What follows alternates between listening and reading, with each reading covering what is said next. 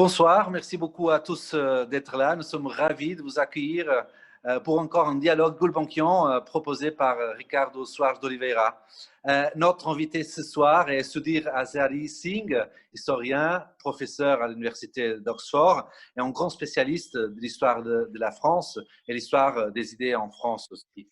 Son livre « Ce pays qui aime les idées, l'histoire d'une passion française » est un livre qui reste assez important pour moi, une importante référence. Aujourd'hui, nous sommes là pour parler plutôt sur son dernier livre, Black Spartacus, The Epic Life of Toussaint Louverture, la biographie du responsable de la proclamation du premier État noir indépendant de l'histoire en 1804. Et esclave lui-même, sa vie était une impressionnante épopée et en ce moment de turbulence sociale et de questionnement d'autant de certitudes, la connaissance de l'histoire, de notre passé et bien évidemment de la vie de Toussaint Louverture peut nous apprendre deux ou trois leçons. Je veux remercier à Sudhir Hazareesingh d'avoir accepté notre invitation, à Ricardo Soares de Oliveira d'avoir organisé encore ce dialogue. Cette conversation aura lieu en anglais. Je passe la parole à Ricardo, qui désormais conduira la conversation en anglais. Un grand merci. Je vous souhaite une belle soirée, un bon débat et à très bientôt. Thank you, Miguel. And let me start by saying to all those present that this conversation will take place in English, but that Sudhir Hazareesingh and myself are perfectly fine with questions that you may want to ask in French. Several of these events in the past have been in English or in French, and we'll continue with that tradition on this occasion. And it is my great pleasure to welcome my friend and colleague Sudhir Hazareesingh to this event today. Sudhir he teaches politics at the University of Oxford. He's a senior fellow at Balliol College, as well as a fellow of the British Academy. His areas of interest are French politics and the history of political thought. And he has, over a career that has produced many, many books on topics as varied as the the public administration of France under the Third Republic, the French Freemasonry, and treatments on historical characters such as General de Gaulle, Napoleon, 2 books dedicated to aspects of Napoleon's life and afterlife, a history of political thought, what the French think, how the French think, which Miguel Magalhães has just referred to, and more recently, the reason that brings us here today, the biography of Toussaint Louverture, Black Spartacus, The Epic Life of Toussaint Louverture, which has been published more or less simultaneously in English and in French. In French, it's Flammarion that has published it. In the UK, it's Penguin Allen Lane. And I have to say that I've read most of Sudhir's books, but I was extremely impressed by Black Spartacus. It is, as Miguel mentioned, the definitive biography of a complex character that has both been written about intensely since he passed away in the early 19th century, lionized, demonized, misunderstood, manipulated, but important aspects of his life were misunderstood or entirely unknown. Other aspects were perhaps willfully distorted, and Sudhir has cut through a lot of those debates by bringing his very lucid insights into the life of Toussaint Louverture, but in particular by using unique archives that hadn't really been tackled yet.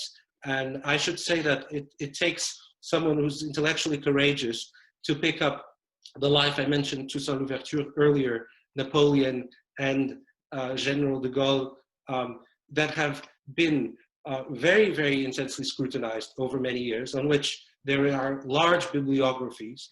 But Sudhir, on all of these occasions, has managed to say something new and counterintuitive about these historical characters, and in particular, how they matter to us today. And before I pass on the word to Sudhir, I'd like to highlight two aspects of this book, which for me really mean that it should have a very, very wide readership beyond those who are immediately interested in these debates. The first one is the fact that it's such a gripping read. This is a very, very, very well written book. Obviously, the story, as has been mentioned before, is an extraordinary story of revolution, of struggle, with unexpected turns of events that I will save perhaps for the discussion. But Sudhir really does tease those aspects from a purely literary perspective. The book is a great accomplishment. But the second and perhaps most important dimension is the way that it speaks to so many of our concerns today, about emancipation, about the struggle of the subordinated, and it does so never in an anachronistic way. This is not about extracting, easy lessons from 2 centuries ago to the arguably very different context of today. But those aspects taken into consideration, the fact that the struggles of the early 19th, late 18th century and the struggles of today are in some ways different, I think the book is inspirational from the perspective of anyone trying to come to grips with some perennial aspects in the struggle for political liberation. So without further ado, I would like to pass on the word to Sudhir. Sudhir is going to present the book to this audience. You'll speak for about 25 to 30 minutes. And then I'll have some questions to start the debate with Sudhir, and then there will be an opportunity for the audience to engage with Sudhir's work. Sudhir, over to you. Thank you very much, Ricardo. Thank you for that very generous introduction. And I also would like to thank Miguel and the Fondation Calouste Gulbenkian for hosting us this evening. And I very much look forward to our discussion and conversation with all the members of the audience who are listening in. And thank you to all of you who are joining us tonight.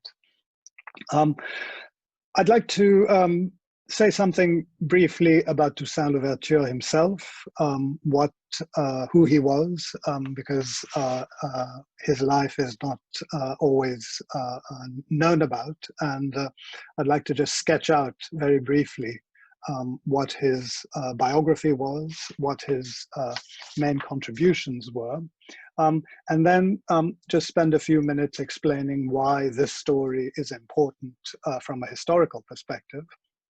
And then give you just a little aperçu of some of the things that I found when I carried out this research about Toussaint Louverture. What are some of the kind of big findings that emerged from my research?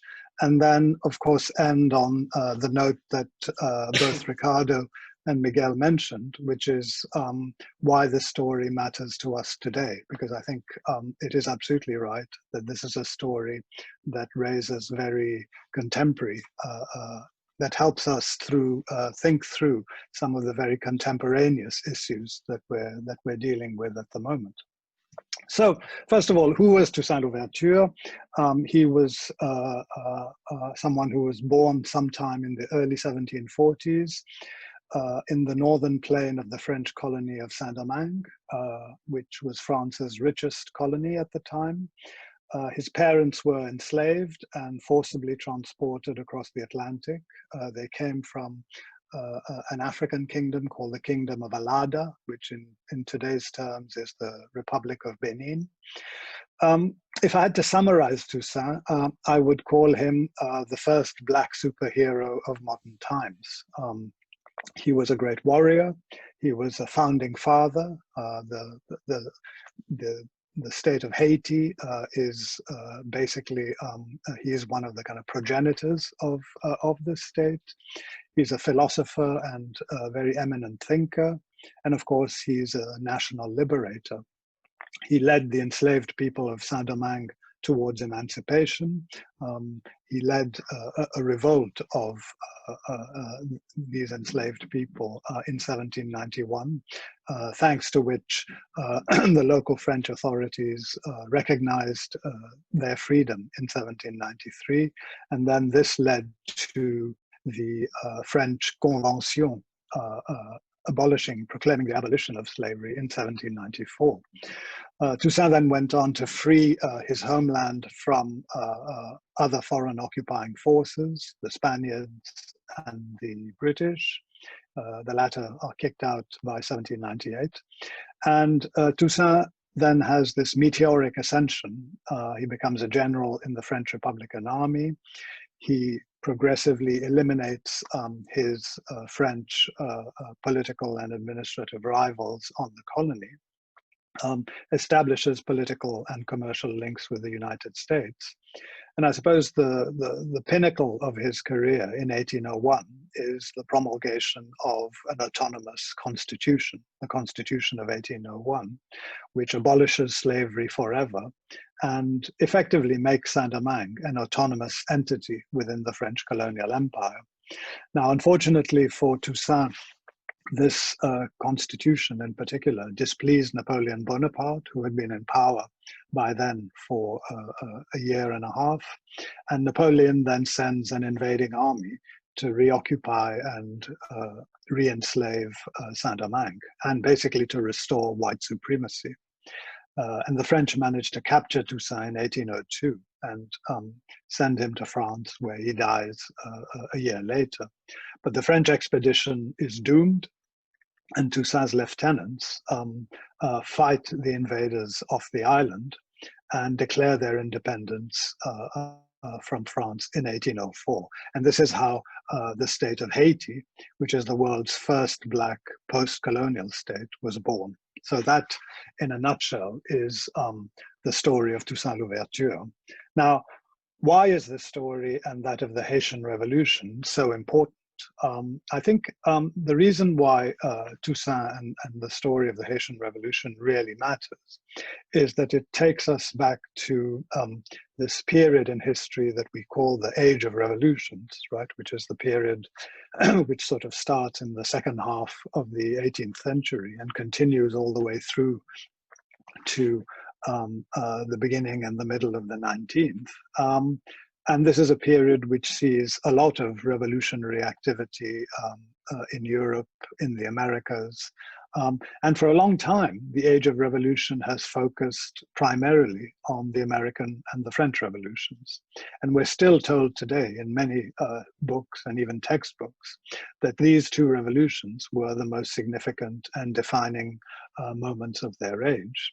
But I would argue that the Haitian Revolution is just as important, and I might even risk the sacrilegious thought, knowing that I'm speaking to a French audience, that the Haitian Revolution was in some senses more important than the French Revolution. More important in its own terms, but also more important because it shines a light on the limitations of the French and American revolutions. And that's a point that I might come back to. But if we're thinking comparatively about the Haitian, the American, and the French revolutions, it seems to me, first of all, the Haitian Revolution is a much more comprehensive revolution. It's an anti-imperial revolution, it's republican, it's democratic, but then it becomes, from the very outset, a racial revolution. It's a revolution which is promoting the principle of racial equality. And of course, it ends as a war of national liberation. So it's a much more comprehensive revolution, firstly. Secondly, I think it's also a much more radical revolution than the American and the French revolutions. This is a revolution that challenges slavery in a fundamental way. And of course, the American Revolution doesn't do that at all. The French Revolution does it, but then a decade later restores slavery. So The Haitian Revolution is much more radical in this sense, but it's also radical in many other ways. It's a revolution that pioneers guerrilla warfare, and it also reimagines, reinvents, or gives a new definition to the ideas of fraternity and brotherhood. If you were to find yourself in Saint-Domingue, if we could travel in time and miraculously take ourselves back to this colony in the late 18th century, we would find almost a kind of miraculous island where multiracial citizenship is not just an abstract idea, but something that is concretely put into practice. People enjoy basic civic equality, and that is something quite remarkable and quite radical. Thirdly, I think the Haitian Revolution and the work of Toussaint is extraordinarily original and creative, and that's also why I think we need to take this revolution very seriously, because it's not just a revolution that is fought in the name of enlightenment and radical enlightenment ideas of emancipation and equality, but this is a revolution that combines European, African, and Caribbean motifs in a particularly original and creative way, and that's something that Toussaint himself is a very clear embodiment of. So these are some of the reasons why I think the Haitian Revolution and the story of Toussaint Louverture matter historically.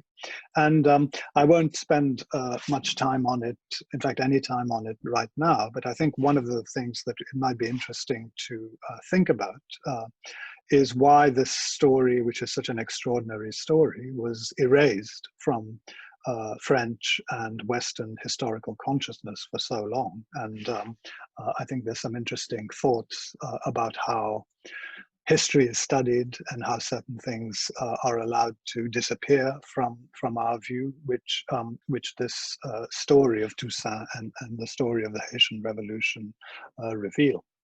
But let me focus now more squarely on Toussaint Louverture. What I tried to do in this book, against this backdrop of the Haitian Revolution, is to restore Toussaint Louverture's complexity, give us a really good sense of the singularity of his voice, and also highlight some of the extraordinary achievements of his leadership. And I'll just spend a few minutes talking about each of them.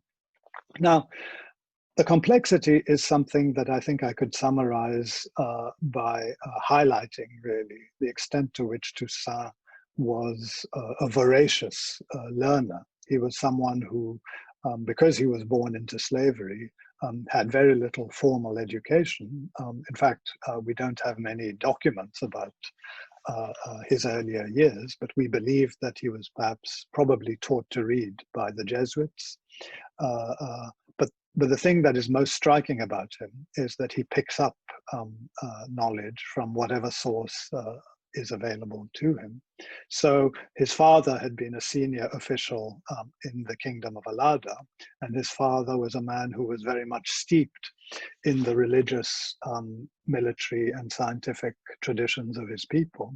And Toussaint learns a lot from him. He learns, for example, the science of herbal medicine.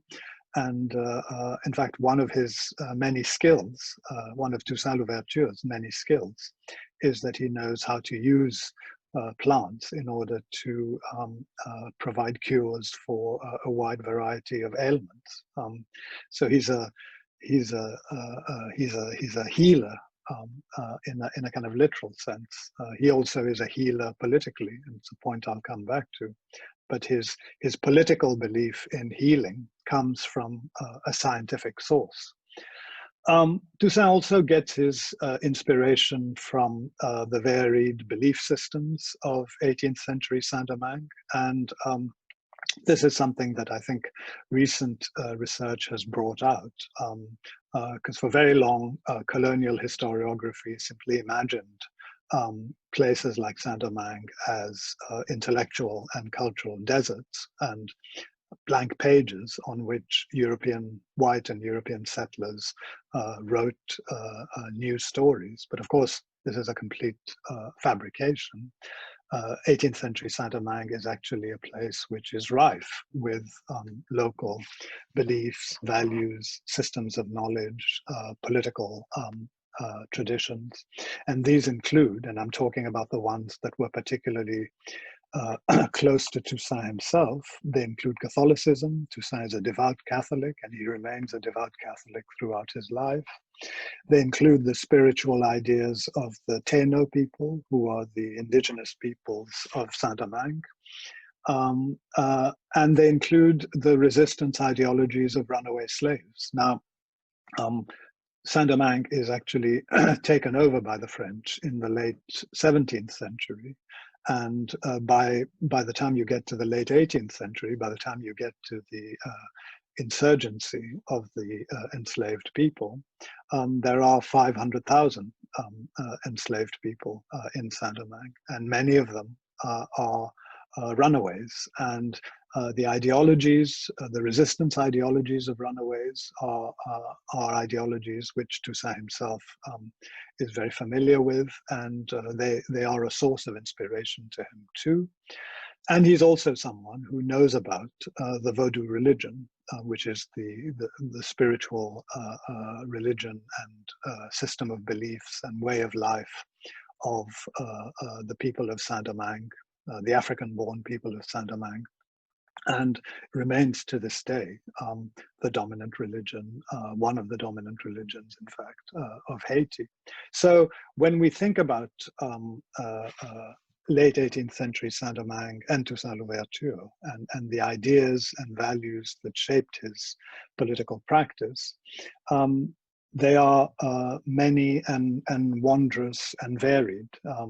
All of these ideas are interacting in Toussaint's mind in the early 1790s, a bit like a tropical symphony. And it's on this basis that he joins the insurrection and plays a leading role in the insurrection of the enslaved. Now, one of the things I was able to do, and Ricardo very kindly mentioned this, is one of my objectives in writing this book was to really recapture Toussaint Louverture, the singularity, the distinctiveness of Toussaint Louverture's voice, because he left us with voluminous personal archives. Most of them were in French depots, in the Archives coloniales at Aix-en-Provence, in the Archives nationales in Paris, in one or two other regional archives, like in Bordeaux and Nantes. And there are vast collections of letters, notes, speeches, reports, proclamations. And it was really all of that material that I wanted to draw upon in order to recapture Toussaint's eloquent, singular voice. And there's something remarkable, really, to be able to reconstruct that voice. And I think this is one of the things that, quite modestly, I think my biography brings, because I'm very keen to present to the readership how he spoke, how he thought. And one of the things that becomes very clear once you start reading him and seeing the way he writes is that his main language was Creole. And he probably thought both in French and in Creole. And you see his particular sense of humor. You see the ideas which constantly appear in his vocabulary. You see the kind of imagery that he used. He's someone who peppered his speeches with proverbs.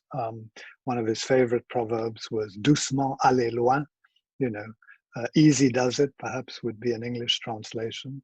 But it sort of sums up his philosophy, really. He's someone who believed in going a long way. So the aller loin bit was really important. He was a man who had a very clear strategic vision, right, which was to free his people and eventually bring them to a position of autonomy and sovereignty.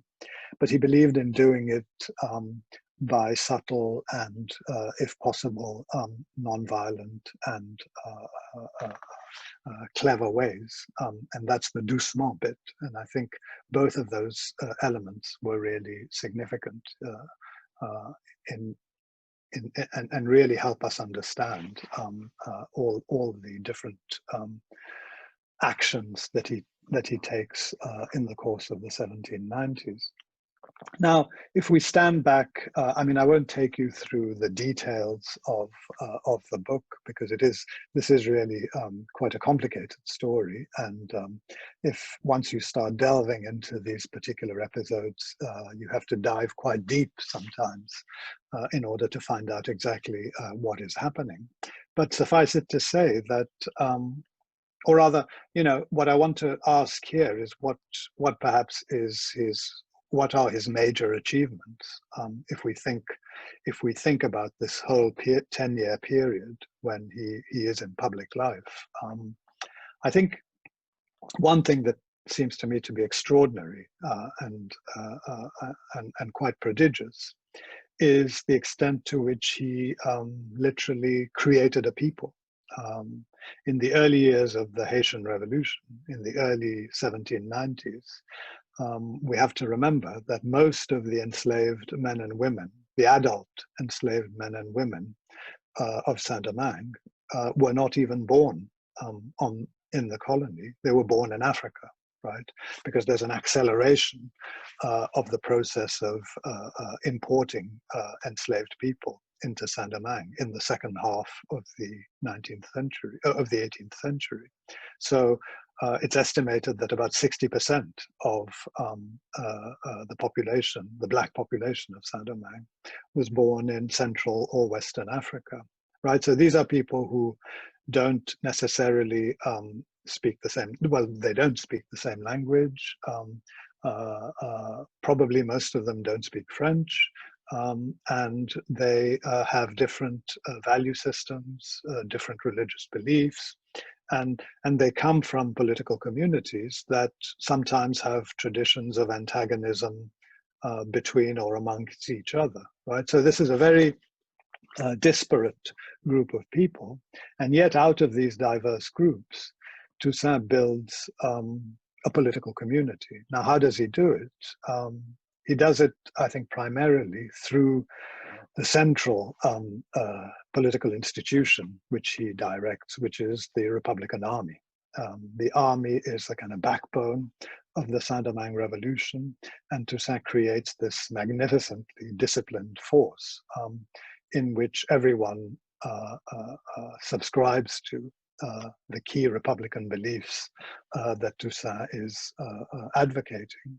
And it's this army which becomes the sort of unifying force of the Saint-Domingue Revolution.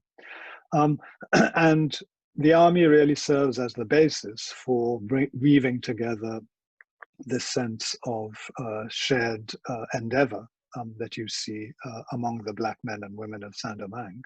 And they become united in this common endeavor to rid Saint-Domingue of slavery and building a political community in which all citizens enjoyed equal rights. And all citizens, I should say, includes also here white settlers and people of mixed race. And that's one of the kind of singular aspects of Toussaint's vision, that he was very keen for a Republican Saint-Domingue, even when he promulgates his autonomous constitution in 1801. He is very keen that this is a political community in which everyone, irrespective of their race, religion, or creed, lives on the basis of civil and political equality. So I'd say by the early 18th century, by the early 19th century, I'm sorry, by 1801, this harmony was, of course, still a work in progress, but Toussaint had achieved his fundamental goals in this respect. And that's why I think his work really paves the way for the independence of Haiti. a few years later. And indeed, Toussaint then goes on to become a universal symbol of the fight for racial equality and equal citizenship. And in this sense, he is someone who typifies the qualities of all freedom fighters in our age. And I devote the last 2 chapters of the book, in fact, to Toussaint's afterlife, which is magnificently rich and complex as well, because you see Toussaint being celebrated not just as one of the founding fathers of Haiti, but also a hero in the Atlantic fight against slavery. And this is a story that I illustrate, for example, through the battle for African American emancipation. You see that in the 19th century, all the way up, all the way through the war in 1865 and even beyond. Toussaint is one of the great inspirations for the affirmation of Black nationalism in the United States. But Toussaint also inspires those like Marcus Garvey a little later, who believe in a much more transnational conception of Blackness. And indeed, if we jump to the 20th century, you see people like Aimé Césaire, the remarkable poet who was one of the founders of the concept of negritude. Who and what does Aimé Césaire think about when he's thinking about the inspiration of negritude?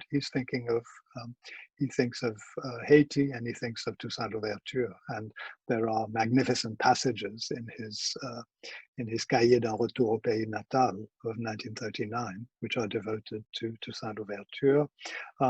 Toussaint is also someone who inspires anti-imperial struggles during the 20th century. People like Fidel Castro, Ho Chi Minh, celebrate his heritage, and it continues all the way through the late 20th and the contemporary period.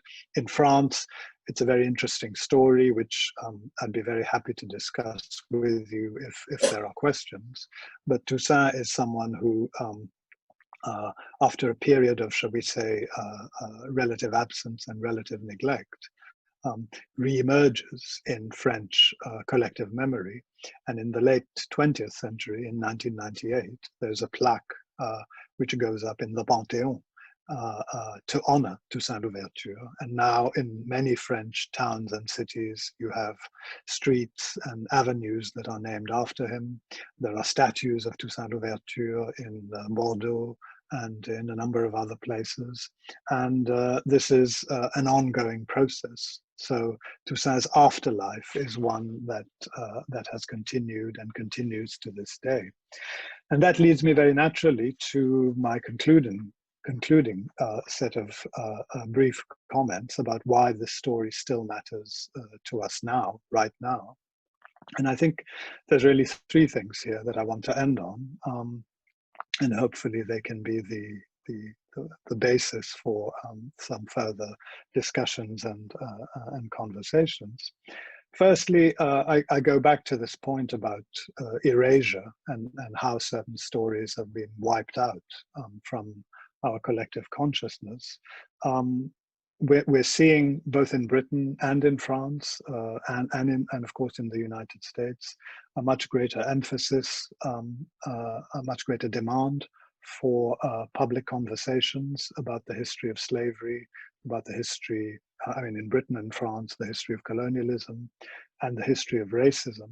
And knowing about this historical past, I think, is very important in helping us understand who we are today. And learning about this past in a comprehensive way is something that matters hugely. And I've been in touch since the publication of the book with a wonderful organization in France called the Fondation pour la mémoire de l'esclavage. And they, as their title demonstrates, have been working tirelessly to promote awareness of this history. In October, early October this year, the Fondation published a very interesting research paper, which shows that since the late 20th century, the teaching of the history of slavery in France has actually declined. And even the teaching of the Haitian Revolution has declined. And so there's an urgency for this to be brought back on the agenda, even in France. And this is something that the Fondation is working very hard to promote. Secondly, of course, Toussaint's story is also a story about the battle for racial equality and racial justice. And as we have seen with the protests, the global protests following the killing of George Floyd, racism is something that we all need to be concerned with. And racism, Toussaint Louverture would have recognized instantly this basic point, which is that racism is something structural, and that you can't really tackle it effectively unless you tackle those structural elements that you encounter.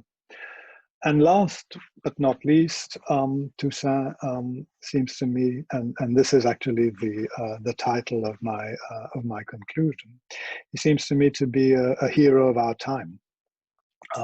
He's a hero of our time because he's an absolutely robust and uncompromising defender of the rights of his peoples. And of course, he's an uncompromising combatant in the fight against slavery. But he's also someone who is tolerant, multicultural, progressive. He's someone who believes in justice and also in reconciliation and in healing. And, you know, given the particularly polarized times in which we're living, I can think of few more optimistic symbols for us to hold up and applaud than this great, magnificent figure of Toussaint Louverture. Thank you very much. Thank you so much, Sudhir, for your comments. Let me start by asking you a question, which has to do with the particular approach that you've decided to take towards the Asian Revolution, this biographical approach. You note in your book that for a long time, including in circles of radical historians, the search for a history from below led paradoxically to the neglecting of Toussaint Louverture in terms of his individual leadership. His character was not foremost in some of the otherwise cutting-edge contemporary literature. So my question is, what are the challenges of biography without falling into old-fashioned biographical style, one damn thing after another? How can we put the biographical format at the service of a more sophisticated historiographical enterprise? Thank you very much, Ricardo. I mean, I think that's a really fundamental question, and I thought long and hard about it because I didn't want the story to be only the story of one person. And I think one of the things that helps here, of course, is that you're dealing with someone who's living in revolutionary times. And in revolutionary times, one is almost tempted to say that the individual ceases to exist because the individual is intimately and organically connected to the social and ideological patterns that he's surrounded with. And I think it's almost that Toussaint Louverture is able to emerge and to do all the things that he's able to do in the 1790s because he is surrounded by that revolutionary environment. So the way I approached the biography was to think of him as the person who was channeling this revolutionary energy, channeling it obviously in directions that he thought were important and necessary, but always acting as it were, on the one hand, the mouthpiece, if you like, of the beliefs and aspirations of his people. And so that that dialectic between him and the revolutionary environment is, I think, the way one can end up writing a biography that isn't just, if you like, focused on the great man or the great woman. This is about that dynamic relationship between him and his environment.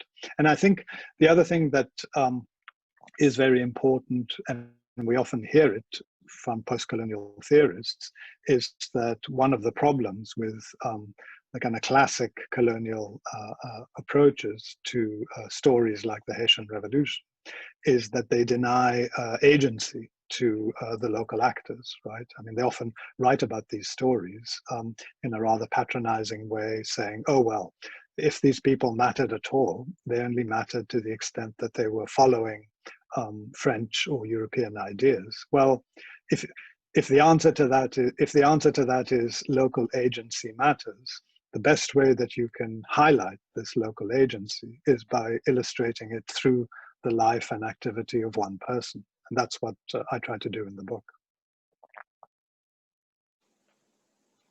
So let's dwell into Toussaint Louverture a little bit before moving on to those wider revolutionary themes.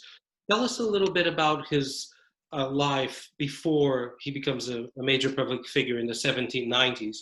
By that time, he's in his early 50s, we think. What was his upbringing? Where did he come from? And how much do we know about his origins? This is perhaps the most frustrating part of the story from the biographer's point of view, because all these documents that I was talking about in my presentation, they all come from the 1790s and the early 1800s. If you look at the first 50 years of his life, we have literally a handful of documents. So there are very few things about which we are completely certain. We don't even know exactly when he was born. We don't even know exactly when he got married. We only recently discovered that he was actually married twice, that he had one family in the early to mid 1760s. We don't have, this sounds quite pessimistic answer. We don't know exactly when he was emancipated, but we do know that sometime in the mid 1770s, probably, he was emancipated. So there are many things that we have to deduce rather than assert for certain. But what we know, and I come back to, I suppose, this point about environment, all revolutionary leaders are, at least in part, a product of their environment. And I think what really is important about Toussaint is that he grows up in the northern plain of Saint-Domingue.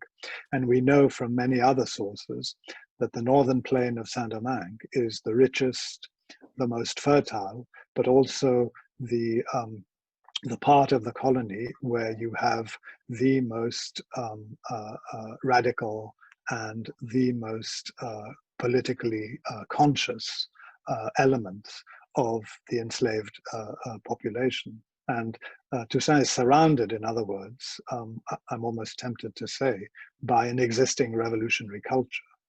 And one element of that, which I think is very important, I alluded to it in my presentation, is the revolt that was led by someone called François Macandal, who was a slave, an enslaved person, who led a very complex rebellion in the mid 18th century. Macandal is captured and executed in 1758, I think, and Toussaint probably witnesses his execution. But Macandalism is a sort of local resistance ideology, which Toussaint Louverture himself is influenced by. His relationship with Macandalism is interesting because I think it really mirrors his attitude to almost every system of ideas or values that he encounters. Because Macandal wanted to unite the black people of Saint-Domingue, and Toussaint completely agrees with that. The other thing Macandal wanted to do was to eliminate all the whites from Saint-Domingue, and Toussaint doesn't agree with that. And so he adapts part of the Macandal strategy to his own political movements. but he adapts it selectively. And that selective adaptation is a constant feature of Toussaint's politics. And that's why I describe his republicanism, because I think he is really genuinely a republican. But I describe it as a Creole republicanism, because it's a republicanism that borrows from many different strands, European, African, and Caribbean. So my next question, Sudhir, was precisely about what you term Creole republicanism. You do away with a considerable amount of, especially with the sort of binary discussions about whether Toussaint was African or whether he was essentially derivative from the French revolutionary ideals. And you adopt a hybrid conceptualization, which you term Republican Creole republicanism. My question is, how can we articulate in particular his African identity? We know that he was only first generation Haitian. He was born in Haiti, contrary to the majority of the Black population in Haiti at that time, in Saint-Domingue. But you, in the book, you take his African legacy, the African component, if you will, of that Creole republicanism very seriously, whereas lots of other authors considered him primarily from a diasporic perspective, that he was really a New World Black man with very little references to his homeland, in his parents' homeland in West Africa. You deepen that aspect by emphasizing his Alada roots in contemporary Benin and bringing in an important dose of Africanness to that Creole republicanism. Perhaps you could address those issues in greater detail. Thank you. Yes, no, I think it's a very important aspect of his personality, because it's really about his personality in part, and you see it in the fact that he spoke, and we know this from the memoirs of his son, which are in the at the Bibliothèque Nationale. Toussaint spoke the Fon language, and he spoke it fluently, and sometimes when he recognized people from among his combatants whom he knew he could speak to in that language, he suddenly switched into that language. So that's one of his characteristics as a leader, is that he's able to hold these conversations. And I use conversations in a kind of complex way. Sometimes it's about language, sometimes it's about ideas, sometimes it's about religious beliefs, but his capacity to hold multiple and complex conversations, sometimes simultaneously with different constituencies, is one of his really extraordinary characteristics. So he's African in that sense. He's African also, and this is something that I already mentioned. He learns about the medical techniques of healing, the plant sciences from his father, and I think there's a direct biographical connection there with his political beliefs. He's someone who does believe in conciliation, compromise, not spilling blood except when absolutely necessary, treating. I mean, he's someone who is very scrupulous as far as possible, for example, in treating prisoners of war according to the laws of war. And he's absolutely appalled when he finds that British and Spanish forces kill their prisoners of war, and he doesn't. He finds that barbaric, and obviously it was. So there's that element as well, and there's also, I think, and it's something that I discuss in the third chapter of the book, the military art. Part of what is so extraordinary about the way Toussaint's Republican Army fights in the 1790s is that they already use what we later start to describe as guerrilla warfare. Now, guerrilla is obviously a word that comes out of the Spanish resistance to Napoleon. But actually, when you look at what's happening on the ground in Saint-Domingue, these are practices that are already being implemented by Toussaint's Republican Army, and many of them actually come from Africa. So the African influences, I mean, I didn't have time to dwell on them in the book, but they are numerous and deep.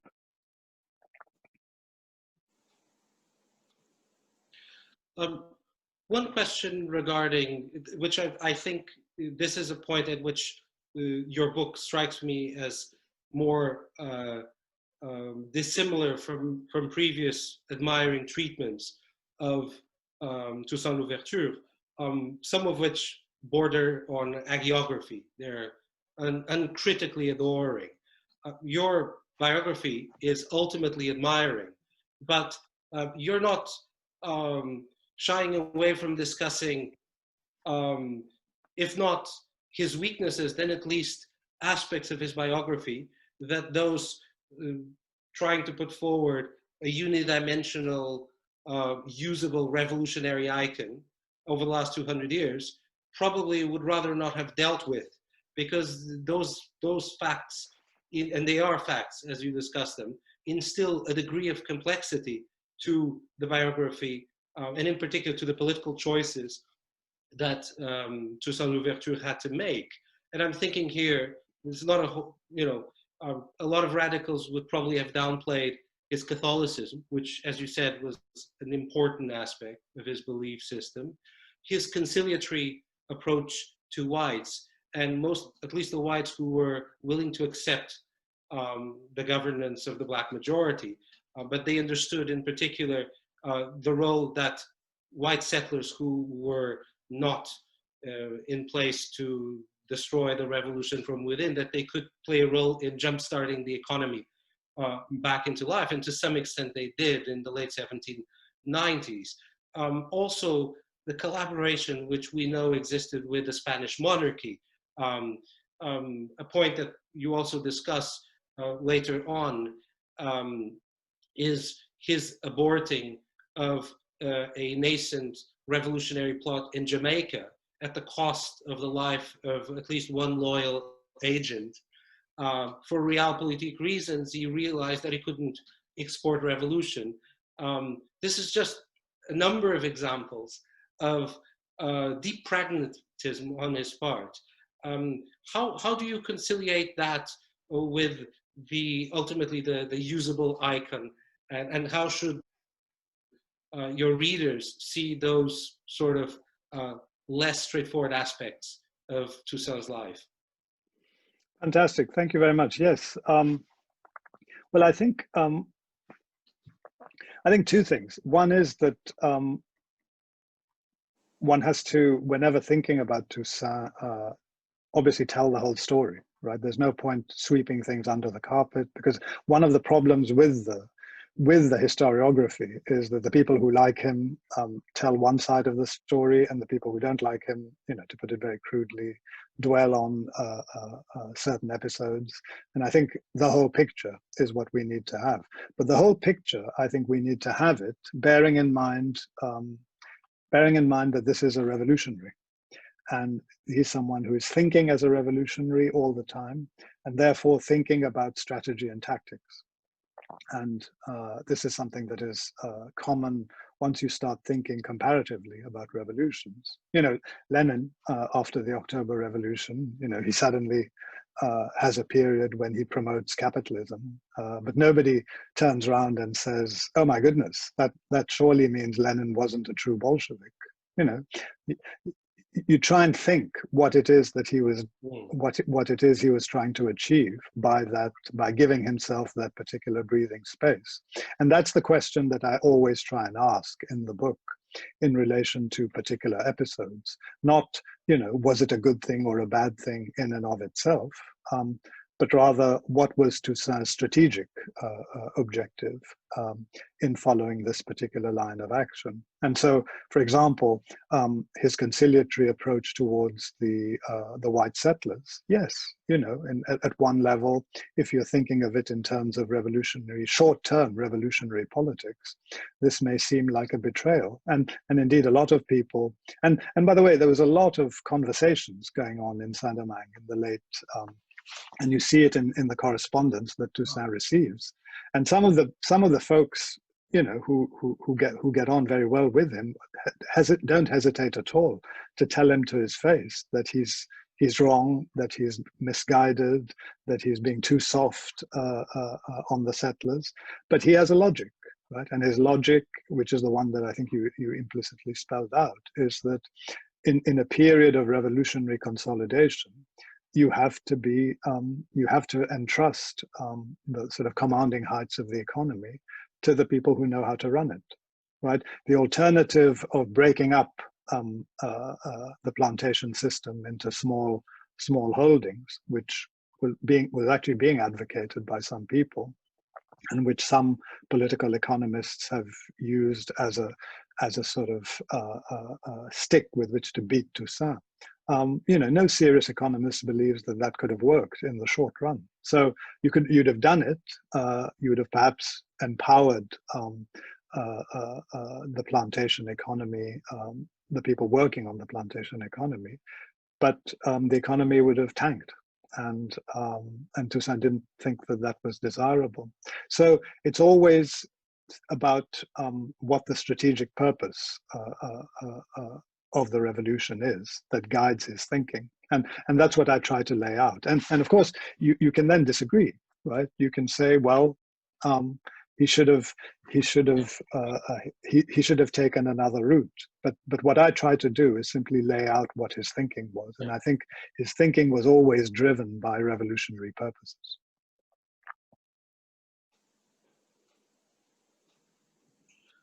Sudhir, I have two questions before we open the floor. I already have several questions here from the audience.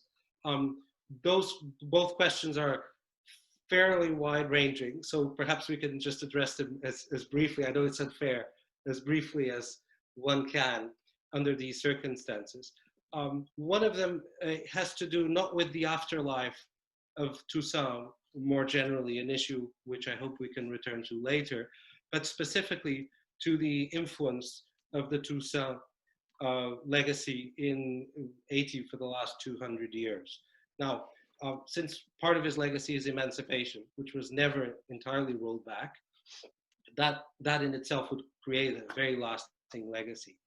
But there's a sense in a lot of treatments, including treatments of Haitian history that are in good faith, as it were, that nonetheless would consider Dessalines or Henri Christophe, two of the successors of Toussaint Louverture, both of whom very unscrupulous and very exploitative.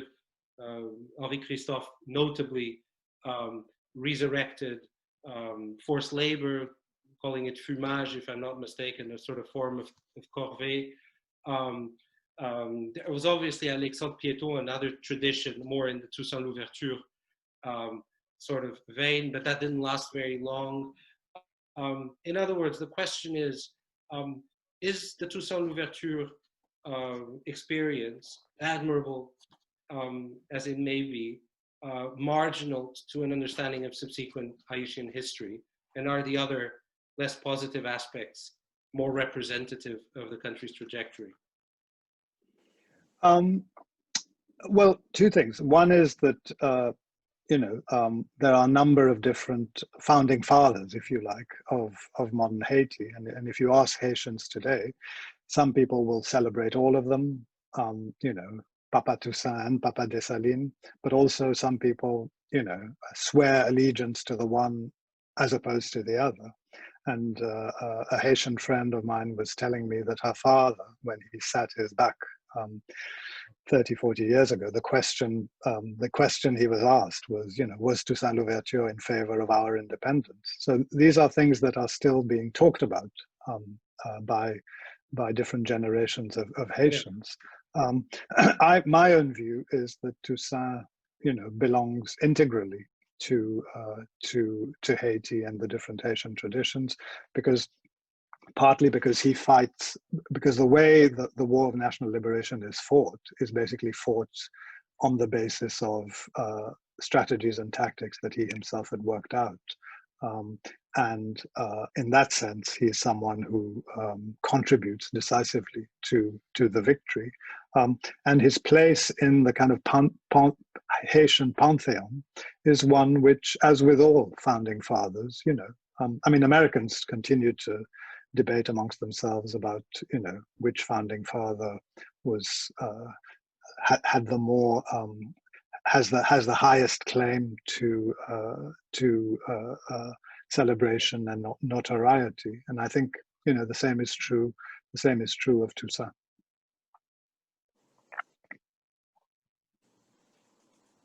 And my final question before we open the floor picks up on a comment that you made very briefly during our presentation, which is about the erasure of history, the wiping out of history. It's clear from your book that the Haitian Revolution is one of the great transatlantic revolutions of the late 18th century, and that its emancipatory character is not just it's not embryonic, it actually happened in a very sort of time-specific way. A whole project of liberation came into being, and successfully so. How do you account for that erasure, which is not just about wiping out, it's about downplaying, it's about relativizing, it's about making the Haitian experience derivative? How do you account for that? And perhaps you could address the comment specifically to the tradition of French revolutionary historiography, and why, bluntly stated, the Haitian experience features so peripherally in it. Yeah, thank you. That's a really great question. Two great questions. I mean, I think, to go very quickly, there are some universal elements in this erasure, because if we think about the way the British talk about the history of abolition, for example, they tend to focus on people like Wilberforce, basically the white paternalists who were sincere abolitionists and played their part in the movement for abolition. So in France, it would be someone like Victor Schœlcher, but they are the ones who are celebrated rather than the enslaved men and women who resisted, and whose resistance made it necessary and inevitable for the abolition to take place. So in France and in Britain, you have the same phenomenon of erasure, and the story of people like Toussaint is downplayed for that reason. It's that the light is being shone on other actors. But there's two other factors. One is that when the French Republican historiography tells the story of the French Revolution, it just tells it in a kind of simplistic, schematic, glorified way, that the Ancien Régime was, you know, created slavery and supported it, and the revolution abolished it. And that's true in a kind of very, almost kind of trivial sense, but it ignores certain very fundamental facts. Most notably, that when the revolution broke out in France, for the entire first 2 years, 2.5 years, the French Revolution not only did nothing about slavery, but actually constitutionalized it. It constitutionalized slavery, right? So these are these bourgeois revolutionaries who in France are talking about liberty, equality, and fraternity, and at one level are being quite sincere about it. But when it comes to granting racial equality, they say absolutely never. And that's why the enslaved people of Saint-Domingue have to take matters into their own hands. So the French Revolution basically is forced to confront slavery, and that's why its own relationship with anti-slavery is so problematic. And the third and final reason for this erasure is the story of French colonialism itself, right? When France developed its own colonial empire, particularly under the Third Republic, that becomes the kind of glorious narrative. And for a very long time, that story was one of a civilizing mission. And of course, if you're telling that story, it's very hard to also acknowledge that French colonialism was also a colonialism that contained slavery. So these elisions are actually part of a much bigger story, which is that of the French people progressively coming to terms with their own history. And that's why it's only really since the late 20th century that a fuller picture is beginning to emerge.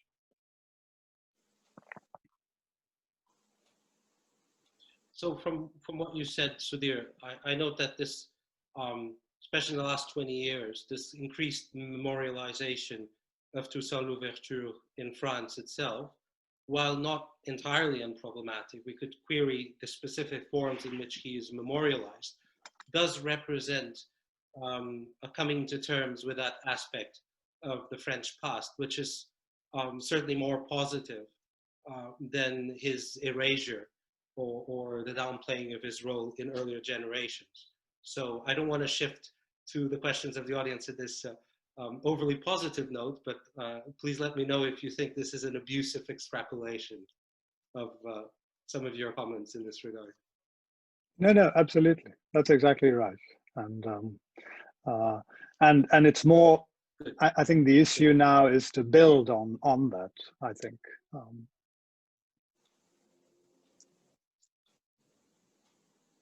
Sudhir, I have several very interesting questions here from the audience, some in English, some in French. I'll just pose a couple of questions in English, then we'll shift to French.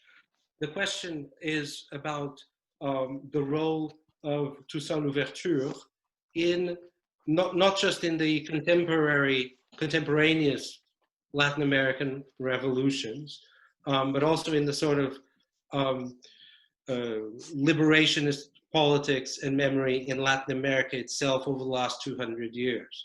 Does he feature prominently both at that time and subsequently? Is this a different conversation? I think at a certain point in the book, you mentioned Simon Bolivar and certain connections that could have happened, but ultimately, as the 19th century progressed, a lot of regimes in Latin America did not want to welcome Haiti as a fellow Latin American state, if you will. Perhaps you can tell us about, if you will, the afterlife, the life and afterlife of Toussaint in the Latin American, South American setting. Well, I mean, if we had the whole question, evening, by the way. It's a fantastic question. I mean, if we had the whole evening, I mean, this is just a great story. One of the frustrations is that the afterlife is so rich that I could easily have written a whole book about it. You know, between 1795 and 1812, in Cuba alone, there are 19 insurrections of enslaved people.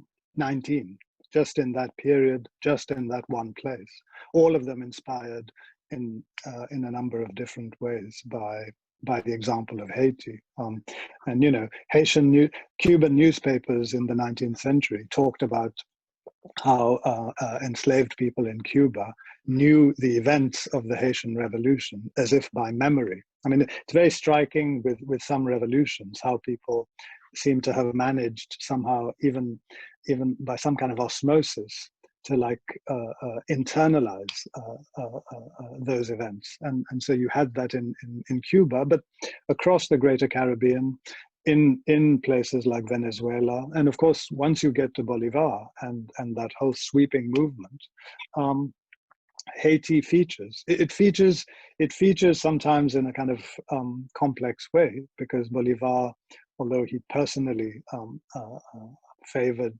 the abolition of slavery, he sometimes had to rely on people who were less positive about it. But you see that tradition continue all the way through the 19th century. I mean, slavery is only abolished in Cuba in the 1880s, and when you get to the point of the Cuban War of Independence, many of the heroic figures in the Cuban War of Independence are people who are both explicitly compared to Toussaint Louverture and inspire themselves from him.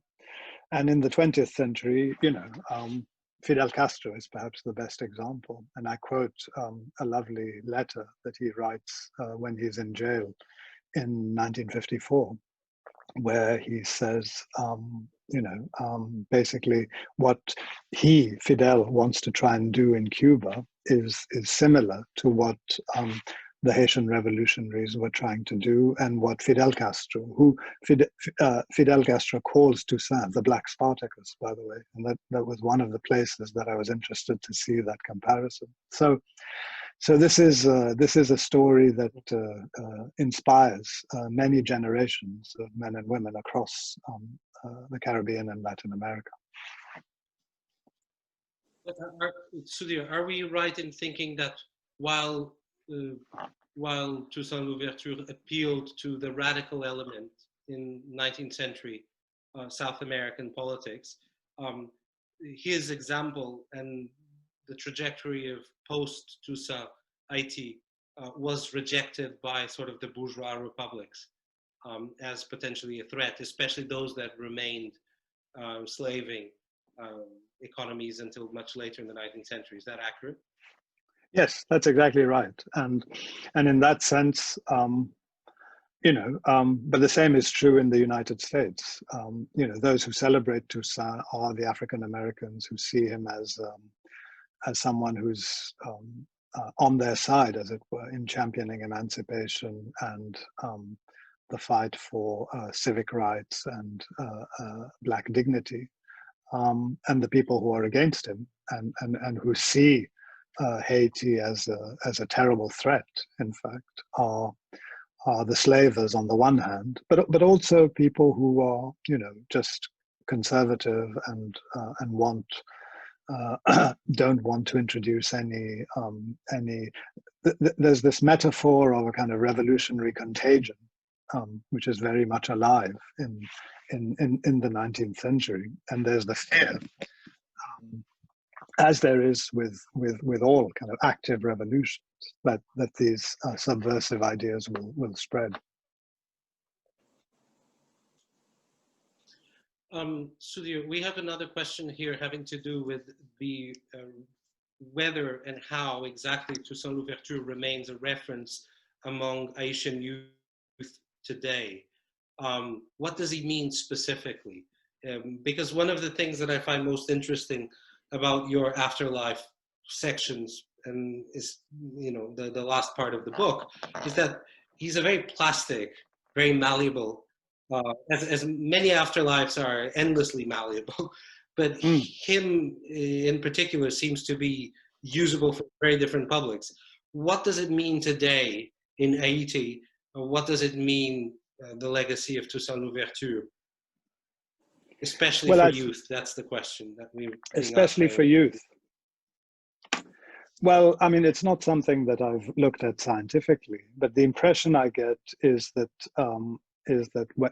when younger generations think about Toussaint Louverture, the aspects of his life that are more appealing are the elements of his trajectory which focused on autonomy and self-respect for the people of Saint-Domingue and the people of Haiti, and that part of his story, that part of his legacy, is one that most people who have a positive view of him share. Right? It's the idea that there is a basic dignity that people in places like Haiti, but more generally in the global South, are entitled to, and are entitled to demand, and should be able to expect from the rest of the world. So it's partly a question of an attitude towards the rest of the world,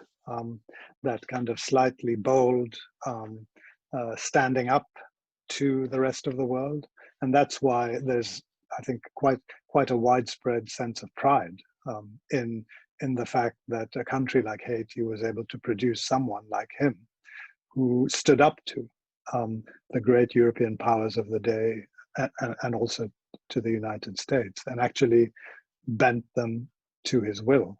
Because unfortunately, the history of Haiti in the 19th and 20th centuries wasn't always as successful on those scores. So when people look back to Toussaint, they see that, and I think there is a genuine sense of pride amongst young people, but also more generally. Sudhir, I think that referring specifically to Haiti, you ended up answering the next question. I'm just going to read it out. It's a question in French, and perhaps you'd like to just add points if you think that the previous answer didn't completely address it. I think it probably did. And I read, selon vous, quelle valeur Toussaint Louverture peut nous apprendre aujourd'hui dans ce monde globalisé, mais où on expérimente en repli sur soi et où chacun a peur les uns des autres? Lovely question. So it's a bit what you said, but writ large in a cosmopolitan setting. It's a good question. Oui, merci beaucoup pour cette question. I think what it also allows me to say is that when we think about Toussaint's plasticity, particularly in relation to the heritage of people of African descent, the way this story plays out in the course of the 19th century and the 20th, in fact, it plays out in a number of different ways. So if you take the American example, you have people who are passionately committed to a sort of radical, transformative, almost revolutionary agenda. But you also have the sort of Christian tradition who believe that emancipation is something moral, and that the fight for it is one that should be pursued morally, as it were, through moral means.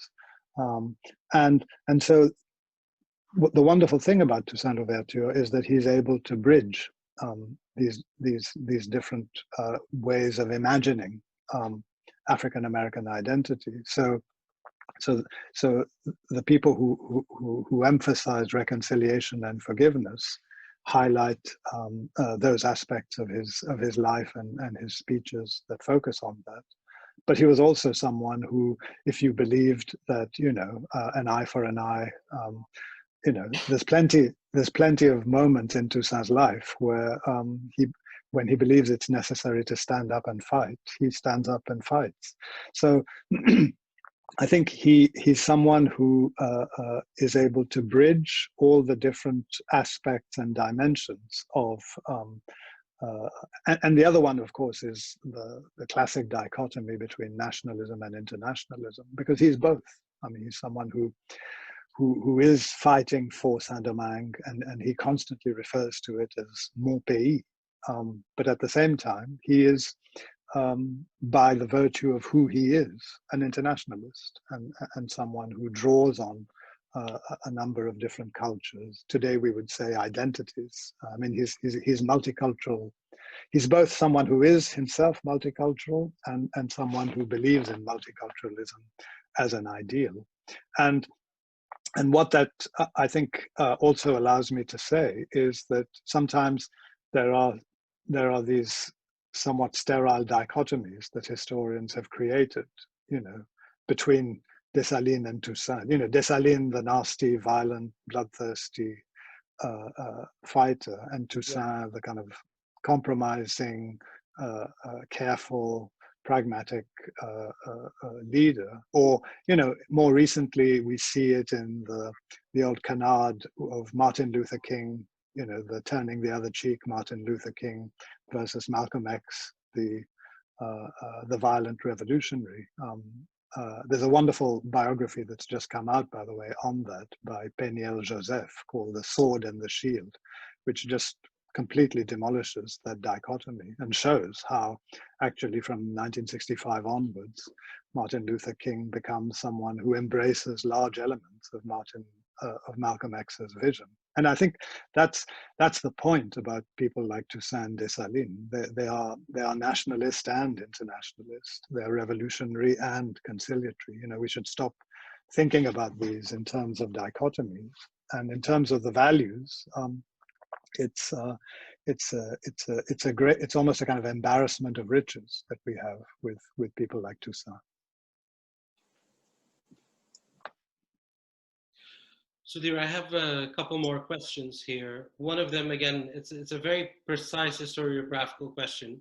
Très peu a été écrit sur la vie de la famille de Toussaint Louverture lors de son incarcération et à sa mort.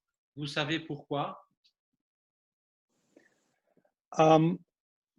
Part of it is just we don't have a huge amount of documents. I mean, the primary source for everything that happens after Toussaint and his family come to France are the papers of one of his sons, Isaac, and those papers are at the Bibliothèque Nationale, and they fill some gaps in what we know. And we know that Isaac ended up settling in France and living in France. And Toussaint's descendants, it's a kind of interesting and slightly paradoxical story, are French now, because they've lived in France for multiple. His direct descendants are French. But the actual story of what happens, I mean, we know when where they lived and how long for, and we know about Isaac what he himself wrote in his memoirs. But beyond that, there are large elements about which we still don't know a great amount. Two final questions, one having to do with the way Toussaint Louverture came to think about the French Revolution. And again, perhaps I incur the sin of dichotomies here, but as the 1790s proceeded, do you think that Toussaint saw the emancipatory potential of the French Revolution from the perspective of Black slaves as essentially hypocritical on the part of the revolution, and needing Black slaves themselves to realize that potential? Or did he accept the genuinely transformative character of those ideals that the French Revolution arguably brought forward? It's a great question, but I think what the unfortunate answer is that the sort of paths of these two revolutions never really properly overlapped throughout the 1790s, because in the early 1790s, when the revolution is perhaps at its most radical in France, that radicalism is not extended or applied to the colonies. In fact, the striking thing is that the Société des Amis des Noirs, which is the abolitionist organization which is created in the late 1780s, and which has all the kind of great Enlightenment intellectuals, Condorcet, all the kind of liberal and radical revolutionaries. Almost all of them in 1791, when the enslaved of Saint-Domingue rebel, they are horrified, right? They say, well, how could this happen? How could these Black people think for themselves and decide to take up arms against the authorities? Most of them believe, and it's a kind of classic feature of French revolutionary thinking, they thought it was a royalist conspiracy, right? They thought the royalists had taken control of the slaves in order to make trouble for the French Revolution. So there's never really any proper dialogue or understanding. I mean, I don't want to say that all the Amis des Noirs were skeptical about the emancipatory possibilities of the enslaved people of Saint-Domingue. Abbé Grégoire, for example, is someone who is very radical and who really is very close to the Saint-Domingue Revolution. And you have some colonial administrators, not very many, but some who are the ones who managed to make it out to Saint-Domingue and see the kind of fabulous potential of the Saint-Domingue Revolution, who are genuinely on the side of Toussaint and his comrades. But even the Jacobins who believe in emancipation and in abolishing slavery, their attitude towards Toussaint is very patronizing.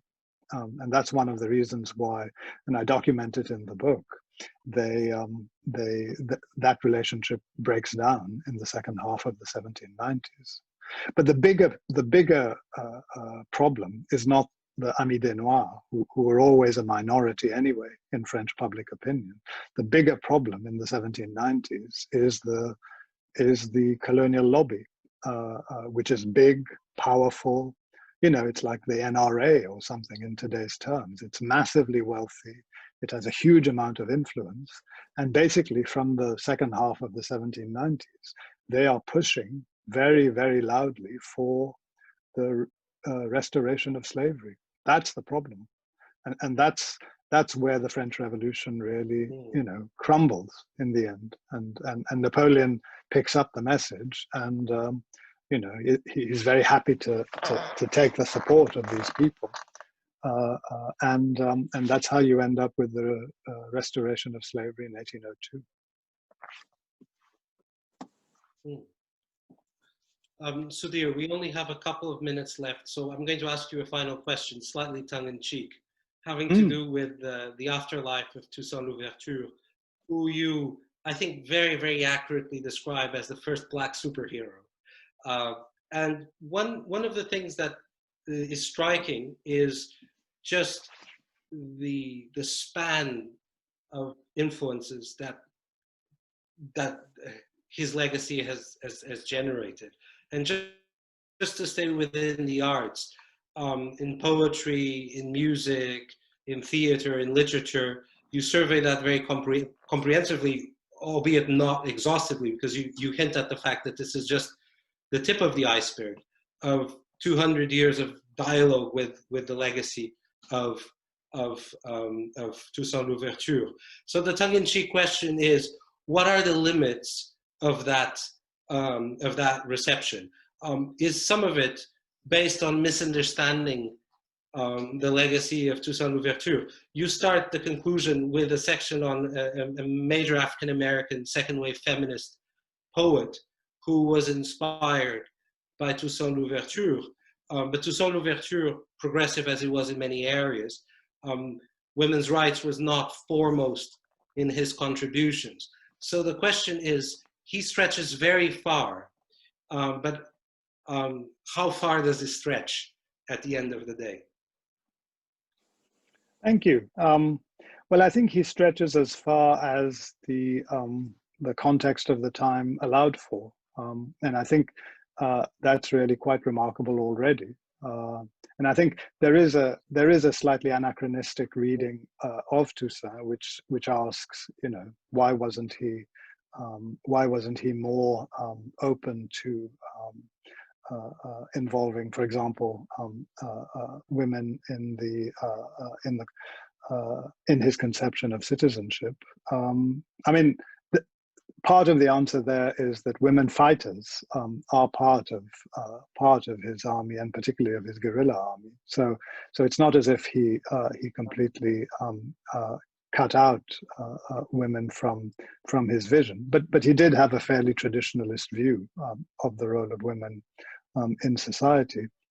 But I think the point is, again, it's back to context. I think, given the nature of the conflict and the battle that he was waging, his almost exclusive preoccupation was with racial equality, right? And that's the kind of principle that he has to keep on his horizon, and he can't really afford to deviate from it.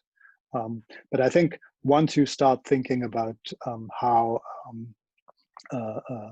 visions can be reappropriated by later generations, I think there's plenty of scope to see him, because it's all about asking the question: what is the dominant issue of the moment that you're facing, right?